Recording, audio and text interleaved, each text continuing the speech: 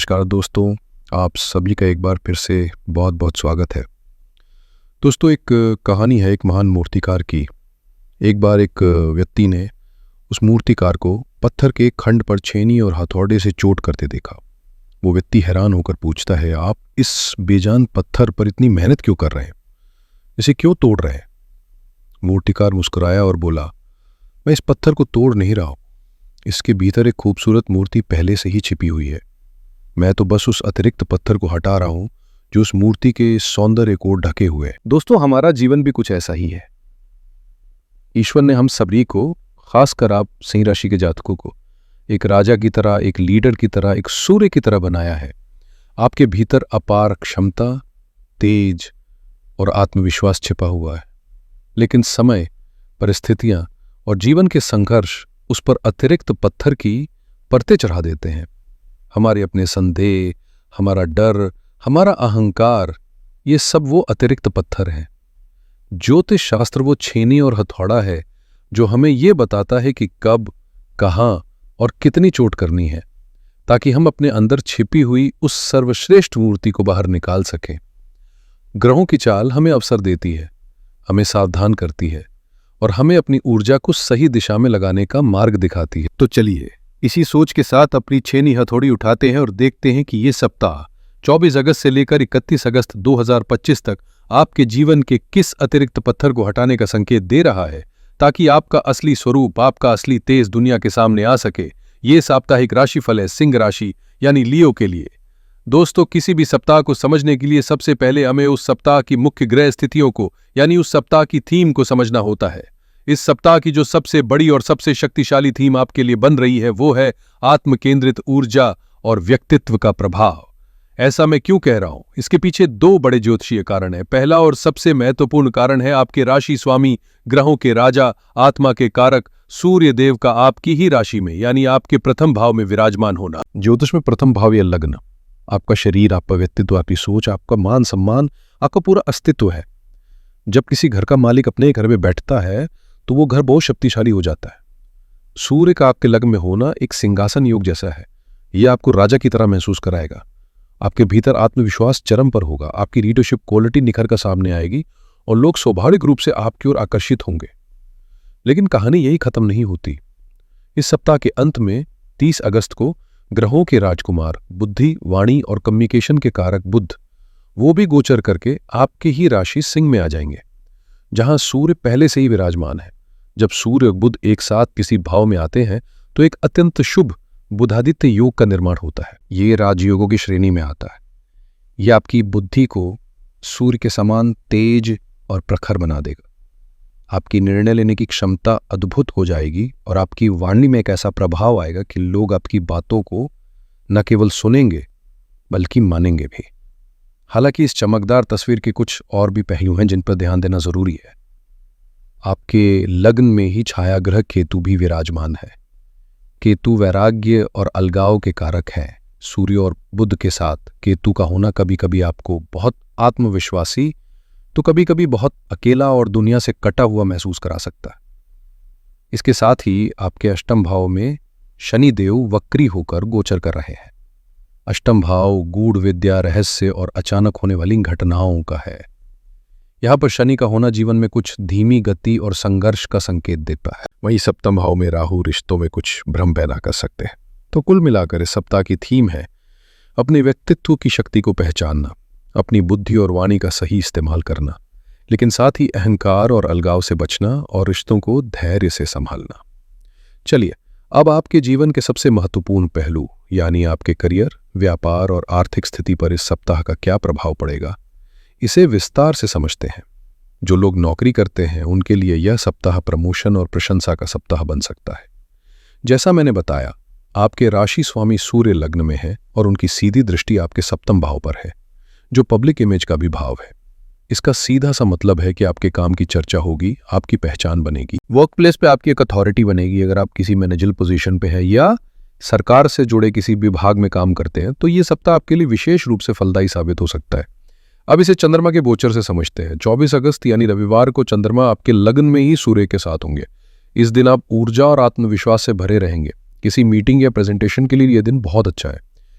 25 और 26 अगस्त यानी सोमवार और मंगलवार को चंद्रमा आपके दूसरे भाव कन्या राशि में गोचर करेंगे। ये भाव आपकी वाणी और आपके संचित धन का है। इन 2 दिनों में आपकी कम्युनिकेशन स्किल्स बहुत प्रभावशाली रहेंगी, जिससे आप अपने सीनियर्स और सहकर्मियों को आसानी से मना पाएंगे। वेतन वृद्धि से जुड़ी कोई बात करनी हो तो यह समय ही अनुकूल है। 27 और 28 अगस्त यानी बुधवार और गुरुवार को चंद्रमा आपके तीसरे भाव तुला राशि में गोचर करेंगे। यह भाव मेहनत, पराक्रम और सहकर्मियों का है। इन दिनों आपको अपने काम में थोड़ी ज्यादा मेहनत करनी पड़ सकती है, लेकिन आपके सहकर्मियों का पूरा सहयोग आपको मिलेगा। 29, 30 और 31 अगस्त यानी शुक्रवार, शनिवार और रविवार को चंद्रमा आपके चौथे भाव वृश्चिक राशि में गोचर करेंगे, जहां वो नीच के हो जाते हैं। इन दिनों में आपको वर्क लाइफ बैलेंस बनाने में थोड़ी मुश्किल हो सकती है। घर की किसी चिंता के कारण काम से मन भटक सकता है। इस दौरान थोड़ा धैर्य बनाए रखें। व्यापारियों के लिए यह सप्ताह अवसरों और सावधानियों का एक मिला जुला पैकेज है। ग्रहों के संकेत स्पष्ट है कि 26 अगस्त तक का समय आपके लिए स्वर्णिम है। इस दौरान कोई भी नई डील, नया प्रोजेक्ट या नया निवेश आपको बड़ा लाभ दे सकता है। विशेष रूप से 25 और 26 अगस्त का दिन बहुत ही शुभ है। इन 2 दिनों में चंद्रमा आपके धन भाव में गोचर करेंगे, जहां कर्म के कारक मंगल पहले से ही विराजमान है। चंद्रमा और मंगल की यह युति एक शक्तिशाली धन योग का निर्माण कर रही है। यह योग अचानक धन लाभ के रास्ते खोलता है। अगर आपकी कोई पेमेंट कहीं फंसी हुई है तो इन दिनों में प्रयास करने से वो मिल सकती है। शेयर मार्केट में निवेश करने वालों के लिए भी 25 और 26 अगस्त की तारीखें विशेष रूप से अनुकूल है। इस दौरान किया गया निवेश आपको भविष्य में अच्छा रिटर्न दे सकता है, ऐसी संभावनाएं बन रही हैं। लेकिन यहां एक बड़ी सावधानी भी है। 27 अगस्त से लेकर 30 अगस्त तक का समय बहुत सतर्क रहने का है। इस दौरान कोई भी बड़ा व्यावसायिक निर्णय लेने से बचें, किसी भी डॉक्यूमेंट पर बिना पढ़े हस्ताक्षर न करें और किसी के साथ भी पैसों का लेन देन करते समय पूरी सावधानी बरतें। इस अवधि में लिया गया एक गलत निर्णय आपको आर्थिक नुकसान पहुंचा सकता है। आर्थिक दृष्टिकोण से देखें तो आपके लाभ के स्वामी बुध हैं, जो सप्ताह के अंत में आपके लग्न में आकर बुध आदित्य योग बनाएंगे। ये लंबी अवधि में आपकी आय को बढ़ाने का एक बहुत मजबूत संकेत है। आपके लाभ स्थान यानी 11वें भाव में देवगुरु बृहस्पति का गोचर हो रहा है, जो ये सुनिश्चित कर रहा है कि आपकी आय का स्रोत बना रहेगा, लेकिन खर्चों पर भी ध्यान देना होगा। आपके 12वें भाव यानी व्यय स्थान में शुक्र का गोचर हो रहा है। शुक्र ग्रह भोग विलास, लग्जरी और सुख सुविधाओं के कारक हैं। इसलिए इस सप्ताह आपका धन ब्रांडेड कपड़ों, परफ्यूम, घूमने फिरने या घर की साज सज्जा पर अधिक खर्च हो सकता है। ये खर्च आपको खुशी तो देगा, लेकिन अपने बजट का ध्यान रखना भी उतना ही जरूरी है। दोस्तों, जीवन में पैसा और करियर सब कुछ नहीं होता। मन की शांति और खुशी हमारे रिश्तों से मिलती है। तो चलिए देखते हैं कि ये सप्ताह आपके प्रेम, वैवाहिक और पारिवारिक जीवन के लिए है ये संकेत लेकर आया है। जो लोग प्रेम संबंध में हैं उनके लिए ये सप्ताह भावनाओं का रोलर कोस्टर साबित हो सकता है। प्रेम और रोमांस के कारक ग्रह शुक्र आपके 12वें भाव में गोचर कर रहे हैं। 12वां भाव ज्योतिष में व्यय, हानि और छिपी हुई चीजों का होता है। शुक्र का यहां होना यह दर्शाता है कि आप अपने रिश्ते में भावनात्मक रूप से थोड़ा खालीपन महसूस कर सकते हैं। हो सकता है कि काम की व्यस्तता के कारण आप अपने पार्टनर को समय न दे पाएं, जिससे कुछ दूरियां पैदा हों। हालांकि आपके 5वां भाव जो प्रेम का भाव है, उस पर देवगुरु बृहस्पति की शुभ दृष्टि पड़ रही है। यह एक रक्षा कवच की तरह है। यह दृष्टि आपके रिश्ते को किसी भी बड़ी टूट फूट से बचाएगी। यदि कोई गलतफहमी होती भी है तो आप अपनी समझदारी से उसे सुलझा लेंगे। बस अपने लग्न में बैठे सूर्य के अहंकार को अपने रिश्ते पर हावी ना होने दें। विवाहित जातकों को इस सप्ताह विशेष ध्यान रखने की आवश्यकता है। आपके 7वां भाव यानी विवाह के भाव में मायावी ग्रह राहु विराजमान है। राहु भ्रम और असंतोष पैदा करते हैं।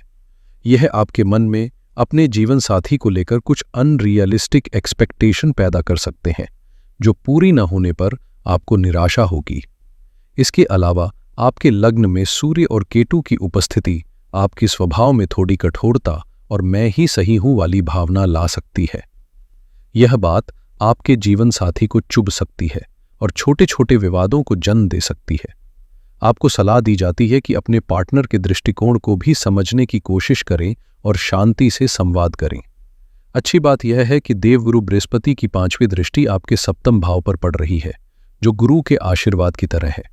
यह दृष्टि आपके वैवाहिक जीवन की रक्षा करेगी और आपको सही निर्णय लेने में मदद करेगी। पारिवारिक जीवन की बात करें तो आपके दूसरे भाव, जो कुटुंब और वाणी का है, वहां पर उग्र ग्रह मंगल विराजमान है। मंगल की ये स्थिति आपकी वाणी में कड़वाहट और तीखापन ला सकती है। आप न चाहते हुए भी कुछ ऐसा बोल सकते हैं जो आपके परिवार वालों को बुरा लग जाए। खासकर 25 और 26 अगस्त को जब चंद्रमा भी मंगल के साथ होंगे, तब आपको अपनी वाणी पर विशेष नियंत्रण रखना होगा। सप्ताह का अंत यानी 29, 30 और 31 अगस्त पारिवारिक माहौल के लिए थोड़ा संवेदनशील रह सकता है। इन दिनों में चंद्रमा आपके चौथे भाव यानी सुख स्थान और माता के भाव में अपनी नीच राशि वृश्चिक में गोचर करेंगे। चंद्रमा मन का कारक है और जब वो नीच का होता है तो मन में अशांति, बेचैनी और नकारात्मक विचार आते हैं। घर में किसी बात को लेकर तनाव का माहौल बन सकता है। इस दौरान अपनी माता के स्वास्थ्य का विशेष ध्यान रखें और उनके साथ समय बिताएं। अब बात करते हैं हमारे जीवन की सबसे बड़ी दौलत, हमारी सेहत की और हमारे भविष्य की नींव यानी हमारे छात्रों की। स्वास्थ्य के दृष्टिकोण से यह सप्ताह आपको मिले जुले संकेत दे रहा है। फिजिकली बात करें तो लग्न में सूर्य का होना आपको उत्तम ऊर्जा, रोग प्रतिरोधक क्षमता और एक गजब की वाइटैलिटी देगा। आप फिजिकली काफ़ी एक्टिव और ऊर्जावान महसूस करेंगे। लेकिन सूर्य गर्म ग्रह है, इसलिए यह शरीर में पित्त की मात्रा को बढ़ा सकता है। आपको एसिडिटी, सीने में जलन या सिरदर्द जैसी समस्याएं परेशान कर सकती हैं। लग्न में केतु का होना कभी कभी ऐसी स्वास्थ्य समस्याएं देता है जो जल्दी पकड़ में नहीं आती, इसलिए शरीर में हो रहे किसी भी बदलाव को नज़रअंदाज ना करें। आपके अष्टम भाव में वक्री शनि का गोचर चल रहा है, जो किसी पुरानी बीमारी के दोबारा उभरने का संकेत दे सकता है, इसलिए नियमित जांच करवाते रहें। मानसिक स्वास्थ्य की बात करें तो इस सप्ताह आपको अपनी मानसिक शांति पर विशेष काम करने की जरूरत है।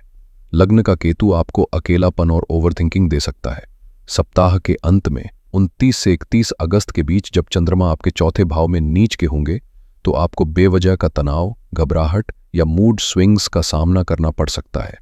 इस दौरान ध्यान और प्राणायाम करना आपके लिए बहुत लाभदायक सिद्ध होगा। छात्रों के लिए ये सप्ताह किसी वरदान से कम नहीं है। यदि आप विद्यार्थी हैं तो इस सप्ताह का भरपूर लाभ उठाएं। आपके पंचम भाव, जो शिक्षा और बुद्धि का है, उसके स्वामी देवगुरु बृहस्पति है। बृहस्पति स्वयं ज्ञान के सबसे बड़े कारक है और वो आपके 11वें भाव यानी लाभ स्थान में बैठे। ये एक अद्भुत स्थिति है। इसका अर्थ है कि शिक्षा के क्षेत्र में की गई आपकी मेहनत आपको सीधा लाभ दिलाएगी। इतना ही नहीं, देवगुरु बृहस्पति की सीधी दृष्टि आपके पंचम भाव पर पड़ गई है, जो आपकी एकाग्रता, आपकी याददाश्त और आपकी सीखने की क्षमता को कई गुना बढ़ा देगी। सप्ताह के अंत में 30 अगस्त को जब बुध आपके लग्न में आकर सूर्य के साथ बुधादित्य योग बनाएंगे, तो ये सोने पर सुहागा जैसा होगा। बुध बुद्धि के कारक हैं और ये योग आपकी तार्किक क्षमता और विश्लेषण शक्ति को शिखर पर ले जाएगा। ये समय किसी भी प्रतियोगी परीक्षा की तैयारी के लिए, कोई नया कोर्स ज्वाइन करने के लिए या किसी मुश्किल विषय को समझने के लिए अत्यंत शुभ है। तो दोस्तों चलिए इस पूरे सप्ताह की ऊर्जा को कुछ मुख्य बिंदुओं में समेट लेते हैं। ये सप्ताह आपके व्यक्तिगत प्रभाव और आत्मविश्वास में वृद्धि का सप्ताह है। सूर्य और बुध की कृपा से आपको करियर में नई ऊंचाइयां छूने के अवसर मिलेंगे। सप्ताह का पहला आधा भाग विशेषकर 26 अगस्त तक धन और व्यापार के लिए अत्यंत शुभ है। सप्ताह का दूसरा भाग 27 अगस्त के बाद आपको रिश्तों, स्वास्थ्य और बड़े निर्णयों में सावधानी बरतने की सलाह दे रहा है। पारिवारिक जीवन में वाणी पर नियंत्रण रखना सफलता की कुंजी होगी। आपके लिए इस हफ्ते के सबसे भाग्यशाली और शुभ दिन 25 और 26 अगस्त रहेंगे। इन दिनों में चंद्रमा और मंगल की युति आपके धन भाव में धन योग बना रही है। कोई भी महत्वपूर्ण वित्तीय कार्य, निवेश या खरीदारी के लिए ये 2 दिन सर्वोत्तम है। इस सप्ताह आपके लिए जो सबसे बड़ी सावधानी है वो है अहंकार और आवेश से बचें। लग्न में सूर्य का बल आपको आत्मविश्वासी बनाएगा, लेकिन इसे अहंकार में न बदल ले। सप्तम में राहु आपको रिश्तों में आवेशपूर्ण बना सकता है। इन दोनों पर नियंत्रण रखना इस सप्ताह आपकी सबसे बड़ी चुनौती और सबसे बड़ा काम होगा। विनम्रता और धैर्य से आप हर मुश्किल को पार कर लेंगे। दोस्तों, ज्योतिष केवल समस्या बताना नहीं बल्कि उसका समाधान देना भी है। ग्रहों की ऊर्जा को संतुलित करने के लिए इस सप्ताह आप ये सरल और शक्तिशाली उपाय कर सकते हैं। पहला उपाय, सूर्यदेव को शक्ति दे। आपके राशि स्वामी सूर्य आपकी सबसे बड़ी ताकत है। उनकी शक्ति को और बढ़ाने के लिए प्रतिदिन सुबह स्नान के बाद एक तांबे के पात्र में शुद्ध जल, थोड़ा सा गुड़ और लाल फूल डालकर सूर्यदेव को अर्घ्य दे। अर्घ्य देते समय सूर्य के बीज मंत्र ओम रान रीम रोन साह सूर्याय नमः का 11 बार जाप करें। यह उपाय आपके आत्मविश्वास और मान सम्मान में वृद्धि करेगा। दूसरा उपाय, विघ्न हर्ता गणेश की शरण लें। इस सप्ताह 27 अगस्त को गणेश चतुर्थी का महान पर्व है। ये दिन सप्ताह के उस चुनौतीपूर्ण दौर के बीच में आ रहा है जब आपको सावधानी बरतनी है। इस दिन भगवान गणेश की विशेष पूजा करें। उन्हें 21 दूर्वा की गांठें और मोदक का भोग लगाए। ओम गंग गणपतये नमः मंत्र की एक माला जाप करें। गणपति आपके जीवन के सभी विघ्नों को हर लेंगे।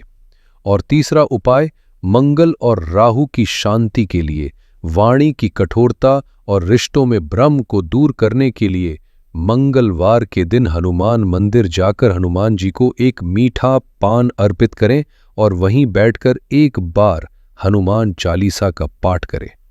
ये उपाय मंगल और राहु दोनों के नकारात्मक प्रभाव को शांत करने में मदद करेगा। तो सिंह राशि वालों, ये था आपका आने वाले सप्ताह का संपूर्ण और विस्तृत राशिफल। आशा है कि ये जानकारी आपको आने वाले 7 दिनों के लिए एक स्पष्ट दिशा देगी और आप अपने जीवन की चुनौतियों को अवसरों में बदल पाएंगे। याद रखिएगा, आप साधारण नहीं हैं। आपके भीतर एक सूर्य की ऊर्जा है। उसे किसी के कहने से या छोटी मोटी असफलताओं से बुझने मत देना। चमकते रहिए और अपनी रोशनी से इस दुनिया को रोशन करते रहिए। अगर आपको ये वीडियो अच्छी लगी हो, हमारा ये प्रयास सार्थक लगा हो, तो कृपया इस वीडियो को लाइक करें, अपने सभी सिंह राशि के मित्रों और परिवारजनों के साथ इसे शेयर करें और हमारे चैनल को सब्सक्राइब करना बिल्कुल न भूलें। आपके आने वाले सप्ताह के लिए आपको ढेरों शुभकामनाएं। ईश्वर आपका कल्याण करे। हर हर महादेव।